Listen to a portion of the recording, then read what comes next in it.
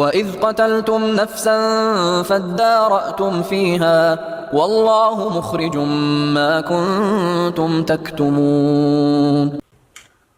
याद करो जॾहिं तव्हां हिकिड़े माण्हू खे मारे छॾियो हो ऐं हुनजे बारे में तव्हां बहस मुबाहिसे में पइजी विया, पर अल्लाह खे जेको आहे इन ॻाल्हि खे ज़ाहिर करणो, फादर तुम फीहा वल्लाहु मुखरिजु, अल्लाह खे इन खे ॻाल्हि खे ज़ाहिर करणो, ॿाहिरि करणी।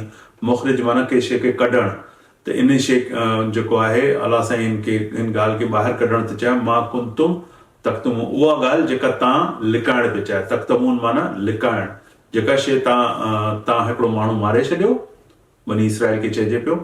हाणे इहो हिकिड़ो किस्सो आहे चाचे भाइटे जो। चाचो जेको आहे उन वटि हुई को ॾाढी का प्रॉपर्टी हुई ऐं हू को चङो मुड़ुसु हो हिननि जो, ऐं उन जो क़त्ल हुनजे भाइटे कयो कि हुनखे सॼी उहा हुनजा पैसा वैसा ऐं ही हू माल मिल्कियत सभु कुझु मिले। छो त हुननि जो पंहिंजो माण्हू हो त ही इन ॻाल्हि खे हिननि ते ज़ाहिर थी वई हुई, बनी इसराइल खे ख़बर पइजी वई हुई ग्रुप खे कि हिन जो क़त्ल आहे। हिननि छा कयो, हुन में जेको आहे बहस मुबाहिसा करे हुनखे सज़ा सां बचाइण जे लाइ भाइटे खे जेको आहे इहा ॻाल्हि लिकाइण पिया चाहिया, ऐं अल्लाह साईं खे इहा ॻाल्हि ज़ाहिर करणी हुई कि हिननि खे ॿुधाइणो कि ॾिसो मूंखे दिलनि जा बि राज़ ख़बर आहिनि।